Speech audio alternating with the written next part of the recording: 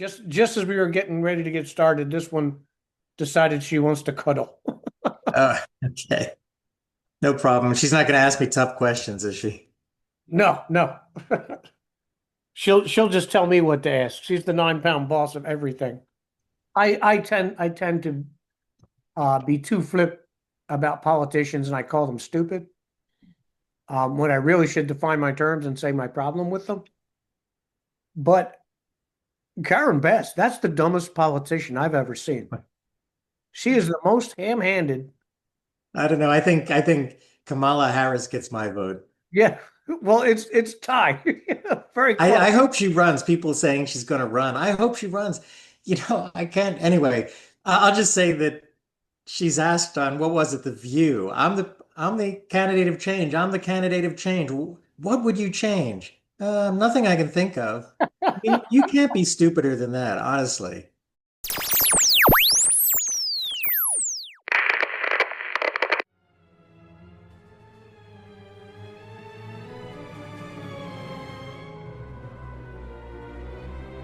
This is the Free Zone Communiqué, transmitting from Virginia's unoccupied sector. If you think smart cities, DEI, censorship, government intrusion, bug paste, and other left-wing nonsense are no longer a possibility, think again. We've won one election with slim majorities. Our work to rebuild a free and sane America has just begun.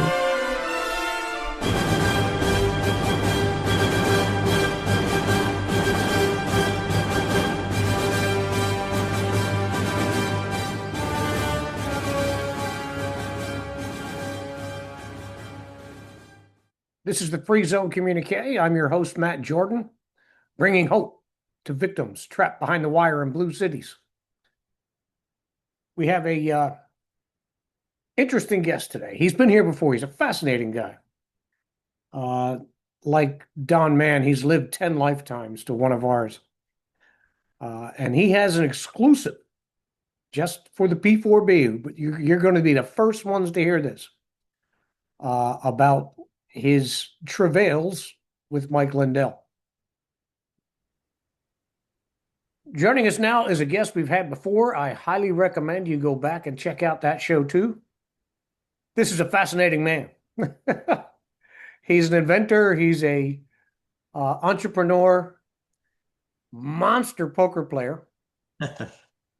Please welcome Bob ZEIDMAN to the show. Hi, Matt. Thanks for having me.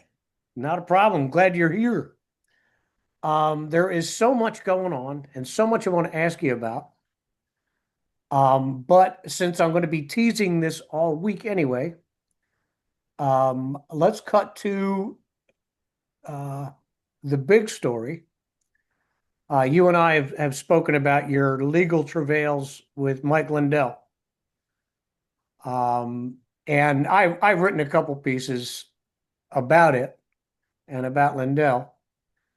But if you could give us the down and dirty on the backstory and then tell us what's happening now.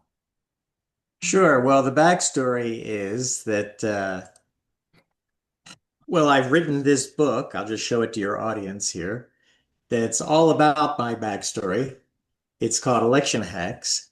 And basically, in 2021, Mike Lindell claimed around January, around the time of the inauguration of Joe Biden, that he had proof that Joe Biden had not actually won the election, that somebody had hacked into our voting system and had changed the votes. That Trump really won and that Joe Biden, but the votes were hacked and sent to Biden. And so, I heard different stories about who it was. It was the Democratic Party. It was Fox News. It was, I can't think of all the places he accused, but he settled on China. It was China. So he had a symposium in August of that year, and he invited cyber, quote unquote, cyber experts to come and examine his data. And a friend of mine started pushing me to say I should go because I do software forensics and I examine data for a living. I've developed a whole bunch of tools for doing that. But I really thought, I'm way too busy. But my friend kept pushing and pushing and had some other friends. So I went, I got myself invited because I know the people that Lindell knows. And I talked to one of them and I said, "Can you get me an invitation?" And he said, "Yeah."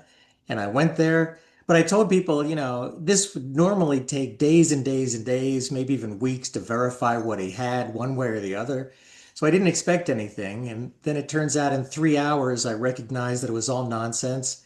Some of it were just Word documents containing numbers that somebody had disguised to look like something important or strange. So I wrote up my report.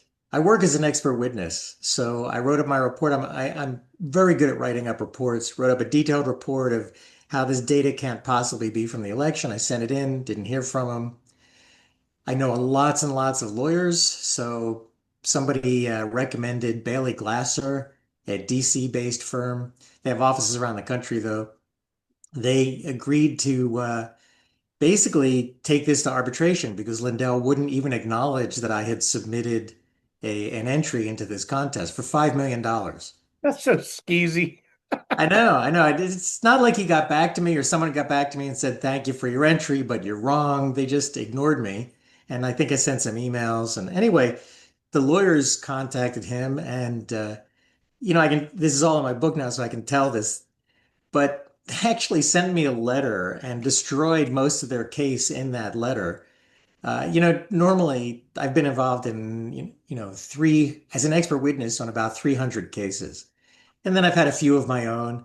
And I know that you don't put something in an official letter. You don't put your strategy into your letter. You just say, "Thank you. We think you're wrong.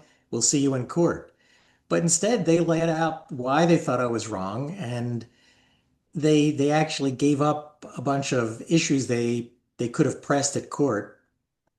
So anyway, I had signed an arbitration agreement in order to look at the data. He had all the cyber experts sign an arbitration agreement. I went to arbitration. About a year and a half later, we had an arbitration in front of three arbitrators. Uh, One was hand selected by Lindell, one was hand selected by my lawyers and me, and one we both agreed on. So technically, Lindell agreed to at least two of the three arbitrators. Unanimously ruled in my favor. Then about a year later, he took me to federal court, and the judge in federal court wrote that he didn't agree with the arbitrator's decision, but there's nothing he can do about it. You can't really overturn arbitration unless there was some unethical or illegal activity. So he said, "I can't do anything about it." Now, let me point out there, and I've got an article that I think will be coming out soon, that the federal judge said he disagreed with the arbitrators. One, that doesn't matter because the arbitrators made their decision and it's binding arbitration. But two, the judge heard Lindell's arguments after the fact, which changed from what they were at arbitration. So he's listening to Have new. is there a complete transcript of the arbitration? Yeah, yeah, it is. And it really bothers me that the judges haven't been, it seems they haven't been looking at it. Now, we made a mistake, I think. I'll say my lawyers, who are great, great lawyers, and I think they did a fantastic job. We weren't prepared for Lindell the first time or the second time because he took it to an appeals court. I'll tell you about that in a minute. You know what happened there. So we should have been prepared for this new argument that Lindell was making, but my lawyers felt correctly that it didn't matter what arguments he made because it's over. Unless he can show that judges were corrupt or blatantly disobeyed the law, then it doesn't matter. The new argument was there's different, the data could have been anything related to the election. And I only proved that it wasn't something called packet data. Packet data is the data that goes over the internet. Right. And so first of all, Lindell claimed over and over again before the election, after the election, before the arbitration, after the arbitration, and during the arbitration under oath, he said he gave me packet data. And all of his people said they gave me packet data. But when confronted with the data that they gave me, his own expert witness said, "No, that's not packet data. It couldn't possibly be packet data." This was like, if you read my book, this is like the Perry Mason moment, which was really incredible. With my lawyer, a really tall, deep voiced guy with a Southern accent, slight Southern accent, And he's leaning over this expert witness who's sitting. He's also a big guy, but he's sitting down.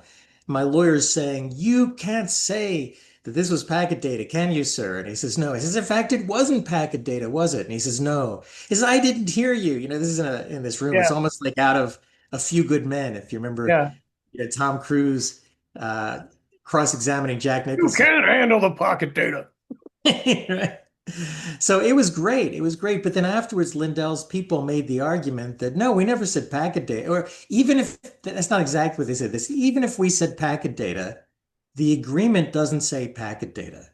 So therefore, the arbitrators can't assume it's packet data. In other words, if I just proved it's not packet data, I don't win. But the problem is I proved it wasn't any kind of data, and I proved exactly what it was, which was just some Word documents and spreadsheets. But for some reason, they successfully argued to the appeals court that the arbitrators had misinterpreted the contract, limited the election data to packet data, and the only thing I had disproved was packet data, but not that it couldn't be something else, which I'll just say quickly, the Lindell's team had and have had since January of 2020. So it's been over 5 years to show what that data was or is. And they claim it's packet data, which we all know it's not. And they haven't said anything else. But somehow when he took it to an appeals court, federal appeals court, 3 judges unanimously decided to overturn my win. And so here's the news, Matt. I promised you'd get a scoop. Um, you're the first one to know we're taking it to the Supreme Court. Nice. There's there's so much bullshit here. Yeah. The original challenge was, here is my proof. He didn't say here's my packet data, slightly associated with what I'm saying. He held up the documents. I saw the videotape. I think I linked to it in our old discussion. He said, "This is the proof. Prove me wrong." And that has nothing to do with, is it, a Word document from his mom's computer or a packet data or any of that stuff. Well, see, he made the argument before the arbitration and again after the arbitration. Some of his people made the argument that if I take this piece of paper here and I say this is election data, by saying that, I've made this election data. Oh, okay. So nobody could win his contest because when he said I have election data, that makes it election data and therefore nobody could disprove him. It makes it election data because I have now related it to the election. You see, this is why people hate lawyers. But I got to tell you, this is Lindell, his lawyer. And again, this is in my book. It's really funny because during his deposition and at arbitration, so at his deposition, Lindell starts saying packet data, packet data, packet data. So we figured we'll just focus on packet data because that's what we both are talking about. But his lawyer during the deposition is like rolling his eyes and he gets to do a direct examination of Lindell. So it was Alec Beck. And Alec goes, it could be something other than packet data, couldn't it? And Lindell says, nope, it's packet data. It's packet data, packet data, packet data, packet data. I know packet data. Somebody gave me packet data. I paid for packet data. And his lawyer's rolling his eyes and saying, but Mike, it's possible it's something else, right? He says, nope, it's definitely packet data. And you could tell his lawyer's so frustrated. And the same thing at arbitration. So his lawyers didn't want him to say packet data because I had proved with 100% certainty and his own expert agreed it wasn't packet data. But I also proved it wasn't anything else. It was gibberish, right? Right, exactly. Yeah. Were you ever able to demonstrate or get the opportunity to hold up segments and say, look, this is a Word document. Yeah. This is not any kind of computer information coding record of transactions. It's a Word document. Were you able to do that during? I did. So there was one big file though that was just gigantic. We're talking about gigabytes. And it was just nonsense. It was just ones and zeros. It seemed like random ones and zeros. And this is where I'm going to tell you that I thought they really screwed up because all I knew is that it wasn't any known form of data. I mean, I ran it through every tool I could find, every tool that I've developed, and it wasn't any kind of known form of data. But they claimed that it was actually this little spreadsheet, not little, like a 1,000 pages spreadsheet. They claimed if you ran it through the right tools, it would turn into this spreadsheet. And that's where we looked at the spreadsheet and we went, that's where my lawyer went to their expert witness at the end and said, well, here there's like 20 columns of data. He said, the first one can't come from a packet, can it? No. And the first one's not related to the election, is it? And he said, no. And they went through every column, and other than 3 columns, none of them could be related to the election. Plus, their other witness admitted that somebody had manipulated the data. In other words, that somebody had manually typed stuff in to this spreadsheet. So the point is they shot themselves in the foot because they admitted that this wasn't from the election because somebody had changed it and none of it was related to the election. I mean, we went through this whole process. So the one file that I could prove was not related to the election, but I didn't know what it was. They got up on the stand and told me what it was. And then when they told me, we shot down that as being related to the election.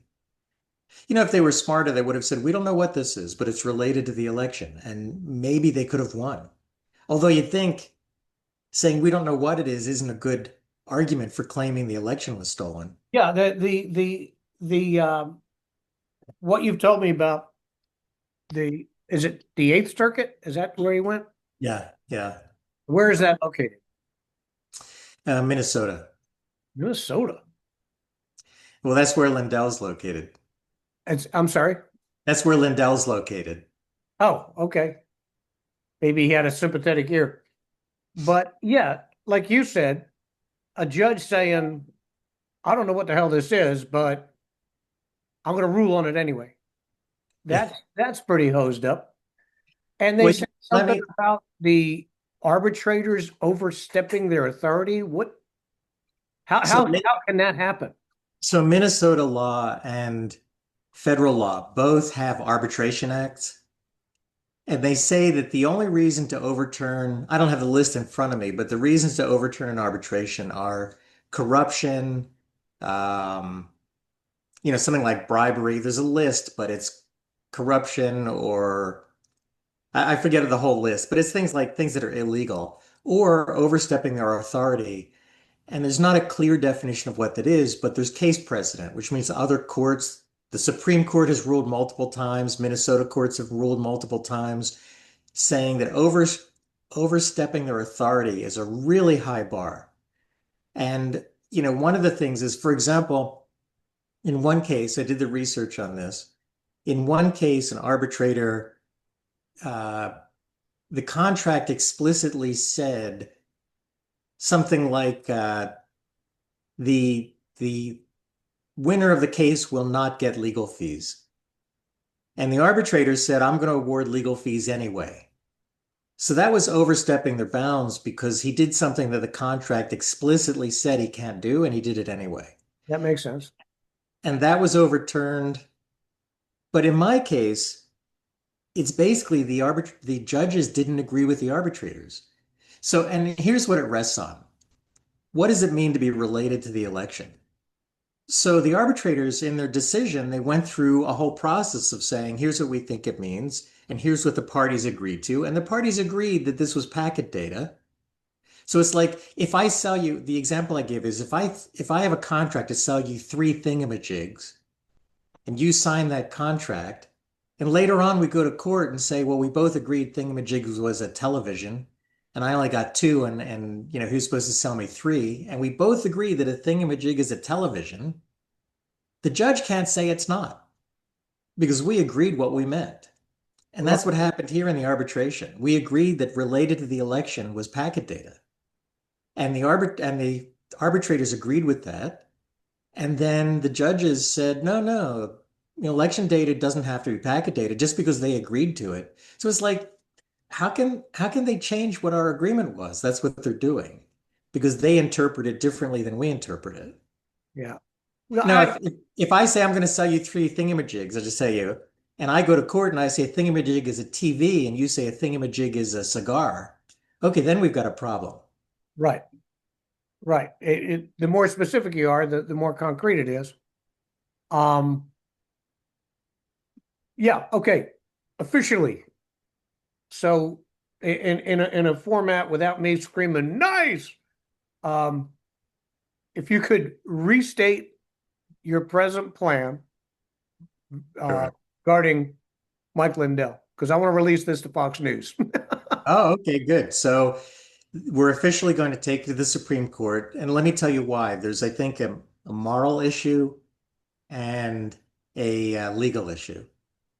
The moral issue is, I think a lot of people in this country believe that our election system needs to be fixed and has to be has to have integrity. Okay. Now people disagree on what that means, but I think a lot of us agree, whether you're on the right or the left, that there's issues with voting that need to be fixed.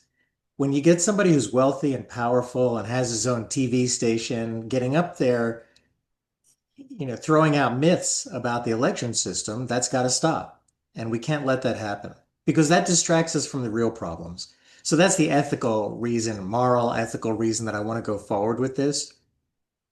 The legal reason is we have an arbitration system, the American Arbitration Act, which says that, hey, if you don't have a lot of money and you can't afford to go to court, we can let you go to arbitration and it's cheaper, it's faster, and that's a way of getting out of the legal system, which can drag on for years and be very expensive. Right. Right. These judges in Minnesota in the Eighth Circuit have just thrown that out the door, out the window, because if you can get an arbitration and now somebody who's wealthy and powerful can just say, well, I don't agree with that. I'm going to go to court and get it overturned. Yeah. Let's Why would anyone arbitrate. ever, Yeah. right, Yeah. why would you ever do that? Why have arbitration if somebody's going to pull a stunt like that? Right, Like you said, somebody put a gun to the head of one of the arbitrators. You can't do that. But right. you sit down, you argue your case, you've agreed on the authority of these three people in your case, and they said, yeah, this is crap. Yeah, And then people want to unarbitrate. yeah. I am hoping on those grounds alone you'll be successful. Well, we want the Supreme Court to know we're going to be filing motions and getting amici briefs. I always forget how you pronounce it. Uh, but we're going to get organizations to support our side that go, right to the court and say, you have to take this case. Again, because the whole arbitration system's at stake and really our legal system, because, I've been in the legal system. I'm never afraid to take anyone on. But if you go through the legal system, it can be long and expensive. I had the arbitration awarded me it took a year and a half, something like that. But now it's been another 3 years going through the legal system. That's crazy. It's literally a stick in the spokes. Yeah, yeah, If this stands, it becomes precedent, and people can say, "Oh yeah, that Lindell case they unarbitrated. yeah, They decided no, I don't feel like it." You know, right. um, it's a disaster. But I really appreciate uh, you coming and uh, providing me and my audience with that information. This is the first national exclusive for the P4B. Absolutely. Absolutely. I made sure I didn't tell anyone else yet. Well, we only decided probably last week. We were leaning towards this. Like the thing is, I've got some really great lawyers. We've brought a whole new legal team on. Um, you know, this is a lot of work, but I think everybody realizes how important it is. Okay, well, I agree. I agree with your reasoning. I'm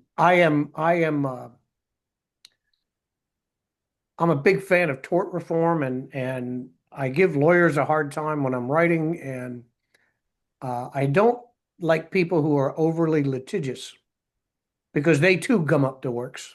There's people with important cases that need to be heard, and you got Karens running around shoving their complaints in front of judges' faces. But your point about the undoing real arbitration. And the fact that we do need good information about elections. Yeah, yeah.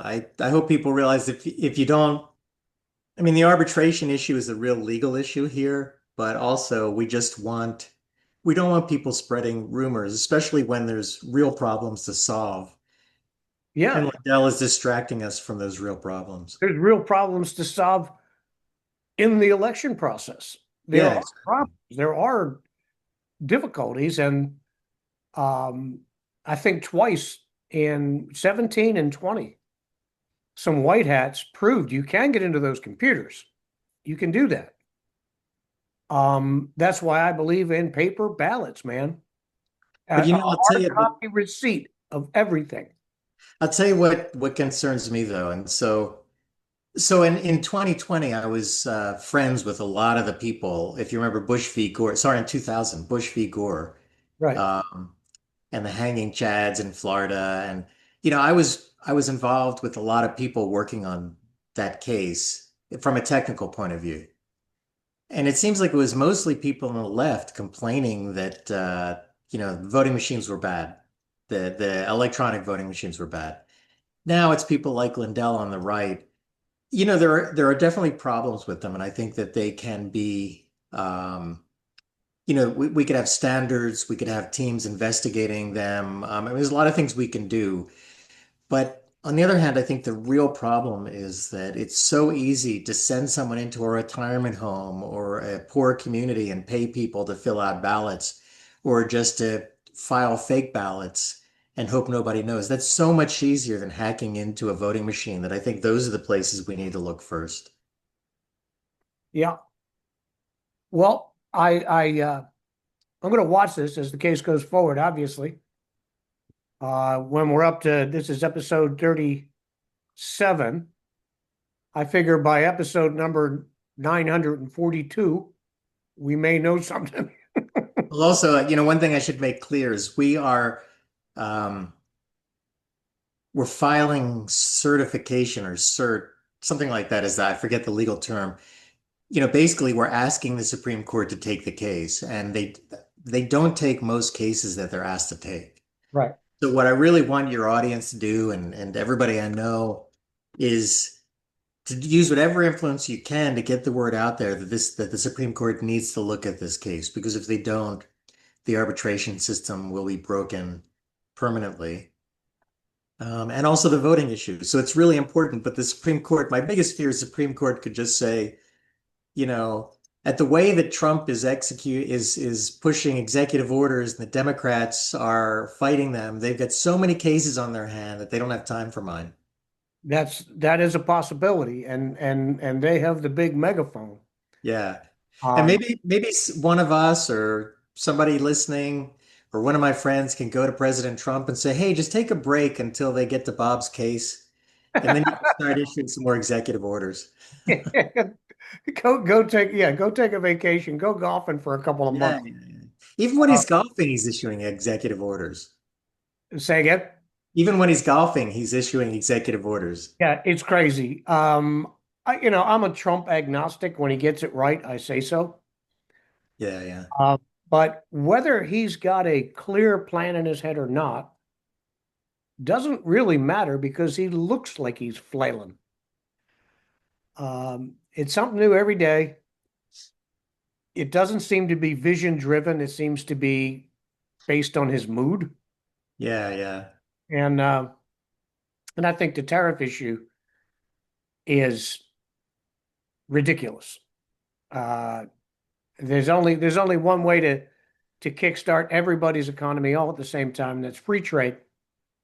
You sell your stuff here, I sell my stuff there. Neither one of us interferes. Economies explode. If you don't want to do that, that's okay. You can't sell anything here. So yeah, so I'm Right. how can I put this? I mean, I don't understand his tariff strategy, and I think maybe you're right. People say he's a genius. We just don't understand his genius until we see the results. And I think he's been getting some great results. But like with China, they've been tilting the odds in their favor for a long time, and I think it's fine to put big tariffs on them until we can maintain some kind of level playing field.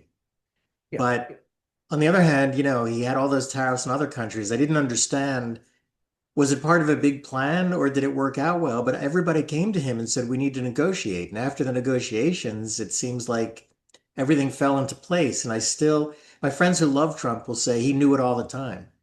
It just doesn't feel that way. But I think the results have generally been good, that everyone's come to the table to negotiate. Well, so far, yes. I mean, so far you can't complain about where we're at. But this is a long game, and the results will come late.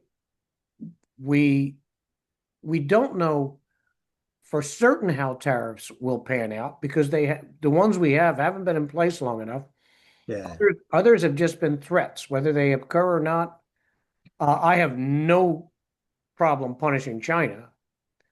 They're the dirtiest bird in the game, but um, we won't know the long-term effect of tariffs until we're several quarters into whatever the ultimate plan is going to be. Europe is saying, okay, we agree to a 15% tariff, but that's the EU saying it. Mhm. The other countries haven't signed off yet. They have to sign off on this. Yeah. And it has to literally become an EU law. And then those tariff commitments can kick in. Well, and then also what happens when he's not president in 4 years? What's the next president going to do? Correct. Yeah. The it's tough enough with the American system with the whole board getting flipped over every 4 to 8 years. Yeah. All the stuff he's doing, if it's not codified into law, it can be turned off like a light switch, Yeah. like closing the border. Biden opened it wide open in complete defiance of all immigration law. And Trump said, okay, now I'm closing it. So next guy comes in and says, no tariffs on China. You know, Right. it could happen. Yeah. But we'll have to see. We'll have to see. Hopefully it'll all work out. Before we get to poker, because that's the other thing I wanted to talk to you about. I've been reading some of your stuff. You did an analysis of the Israel situation, and it sounded like a poker player. You had the strategies, the what ifs, but you were talking about the occupation of Gaza. So if you don't mind, I gotta stop you there. So many people say that to me. And actually, once in a while, I pass on a post and I give credit to my friend Daniel Pomerantz. And he's based in Israel. And he actually wrote the post you're talking about. Oh, And I'd love to take credit for it. Daniel and I was head of a major nonprofit for a few years, and I met him because of that. And then he left and went on his own to start his own nonprofit. But he is an excellent writer. He's based in Israel. When he analyzes, he's also a lawyer. And when he analyzes the international situation with Israel, specifically about whether it's broken any laws, what its options are, I mean, he's just, a brilliant writer that just boils everything down to something that I really love. So I'd love to take credit for it, but it's actually Daniel's article. you're a good man. You're an honest man. People tell me they like my articles, so I feel good about that. But when I post one of his, I get all these people saying, Bob, what a great analysis. It's like, I really would love to take credit for it. Yeah. But I can't. He's great. Yeah, I've had that happen when I've shared other people's stuff. People would jump on and say, "Wow, you did great." I said, "No, not really. Yeah, I'm just reading." But that was a great article. The options are complicated. Israel is still stinging, I think, going all the way back to the 72 Olympics. Their Achilles heel is hostages. yeah. I mean, a POW is a hostage. You can't stop what needs to be done because you have POWs. You do what you can, get as much intel as you can. on the POWs, but we didn't not go into Germany because they were holding POWs. Yeah, people hold Israel to this crazy standard. And one thing that I find fascinating is Netanyahu used to criticize the government when he wasn't in power, when he was younger, criticize the government for trading for Palestinian prisoners for hostages, Right. and even dead bodies of hostages. And some of those people are now among the attackers who led the attacks on October 7th, people that used to be in Israeli jails. And the problem is he used to criticize government officials for doing that, but when he got into government, he did the same thing. It was disappointing. But I can tell you, this is the first time, I think, in Israel's history that they've really continued fighting and not done some kind of ceasefire with hostages remaining or traded thousands of terrorists for Israeli citizens. This is, and also one thing I'll just say to Americans and American Jews in particular, which really frustrates me, how a lot of American Jews hate Netanyahu and they criticize the Israeli government. But the thing is, if you look at the history of Israel, every pretty much every prime minister of Israel, whether on the right, the left, somewhere in between, when they're in office, they do the exact same thing. Like I said, Netanyahu criticized, I forget which prime minister, for trading uh, terrorists for hostages, but then when it came his time to do it, he did it also. This is the first time that they haven't done that. And I think it's a good thing. We don't want to do that. The first tranche of releases, they traded some prisoners, right? Um, First group of yes, hostages, you are right. You are right. Even there were, yeah, a disproportionate number, ridiculous. yeah. And the thing that's frustrating is we now know for sure that these people go back and lead attacks against Israel and kill people. So you're not making, it's only a temporary maneuver. But one thing I wrote, I actually caught some heat for this. Well, before October 7th, I predicted it. I predicted the October 7th attack was going to happen. About 2 weeks previous, I'd written an article and gotten into an argument with another Jew, um, saying that there was a real divide in Israel and in America among American Jews and Israelis, citizens, about Netanyahu's plans to reform the judicial system. They wanted to make it more like America's, and yet we had American Jews arguing that Netanyahu was trying to destroy democracy by making it more like America, which didn't make sense. Yeah. But these were horrific protests where they got very, not, I won't say violent, but very extreme. They had leaders like Ehud Barak, the former prime minister, calling Netanyahu a traitor to his country. I mean, that's grounds for a coup. I Yeah. was just really surprised. And I said, while Israel is divided, this is when Israel's enemies are going to attack. And then within 2 weeks, there was the attack. And then I wrote something You got to that's send me a link. You got to send me a link to that article. I want to. oh, sure. Yeah, when we're done, I'll. And All right, I'm then, sorry. oh, I think it was in JNS that I wrote it, the Jewish News Service. It's a conservative Jewish news magazine. Okay, But I'll send you a link to it. excellent. But then also I wrote another article. I actually got into, I'm involved with FIDF, which is the Friends of the Israel Defense Forces. And it's a nonprofit that supplies soldiers with medical care and treats on holidays, and they arrange for trips home if they're not Israeli born. Um, and now they're working on psychological centers to deal with trauma. And they had a speaker who came in, and I got into an argument with them. And I said that Israel is just too nice during their wars. They have this belief that they can trade prisoners, right? They can trade hostages for terrorists. They can do a few small attacks against Gaza or Hezbollah. Now, this was before this war, or maybe at the beginning of the war. And Israel has this idea that they're smarter and have better technology and they'll always win, but that's not going to be the case. And I said, Israel hasn't won a war in 50 years. And people got upset with me. They said, well, look at the Six-Day War, look at the Yom Kippur War, look at all these wars. And I said, Israel didn't win any of them because their enemies stayed in place and built up even bigger after the war. Winning a war is what's going on in Gaza right now, which is really destroying We're the. guilty of the same pattern. We haven't, we're guilty of the same Oh, pattern. yeah, yeah, yeah, We yeah, haven't accomplished a goddamn thing since Korea. yeah. You're right. We didn't, every place we leave is the same or worse than when we got there. I know it's frustrating. It seems like there's so much uh, international political pressure to stop fighting that we Right. just do. Or People, sometimes domestic, like in the case of the Vietnam War.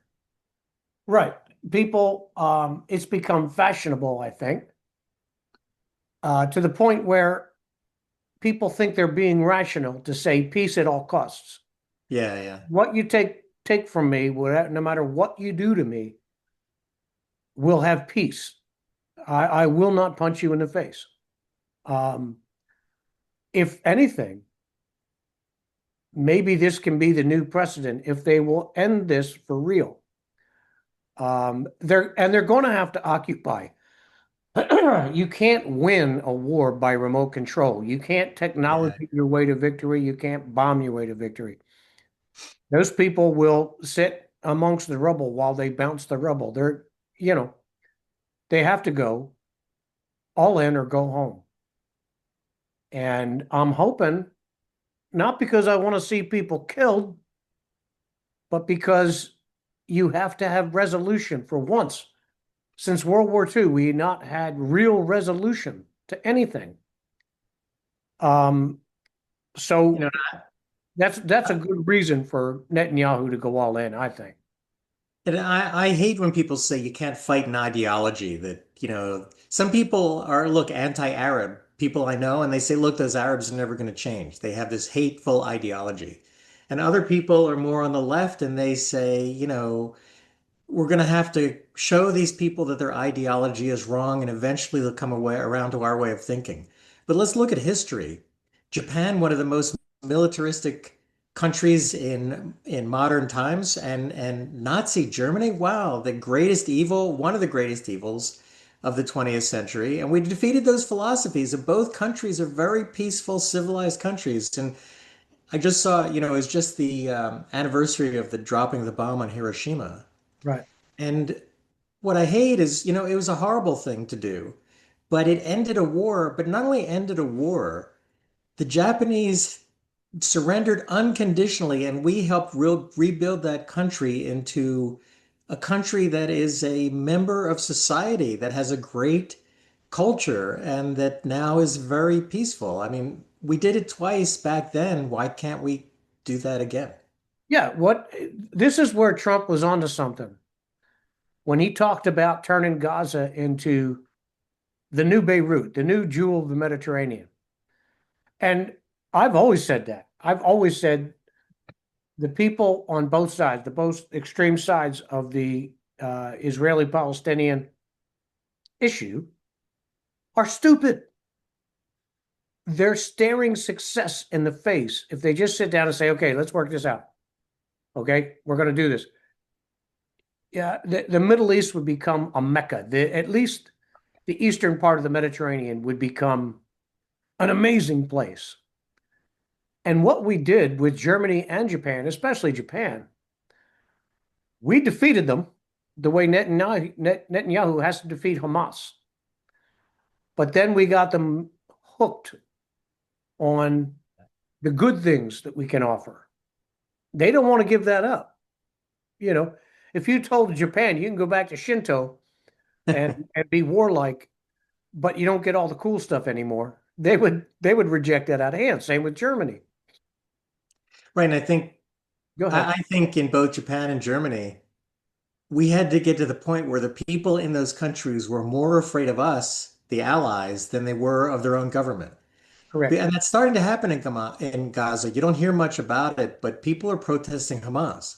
And I think that's a real turning point because, if your government is got a, figuratively a gun to your head or literally, you're not going to disobey them. But if there's a gun at the other side of your head too, then you have to make a decision. And I think Israel's never put that kind of pressure until now on Gaza. But that's what we did in Japan and Germany. The Germans, especially, I know.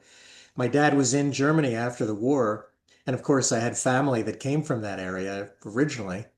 And I know that the people got to the point where they were scared of the Allies. And so they started turning in the Nazi officials. But until then, they weren't going to do that. Right, right. That's exactly correct.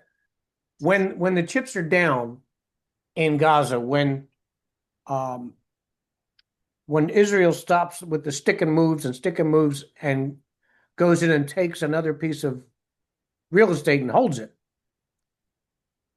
they're going to get the idea. People are going to start saying, he's right over there. He's in that window. That's Exactly. where they're at right now. And That's how it worked in Germany. We wouldn't, if they took sniper fire, we didn't hold back and say, well, let's wait them out. They blew up the neighborhood. yeah, And exactly. as we went further, people were saying right down the street, and don't go down Right. the street because that's where they're all at. You want to go around here Right.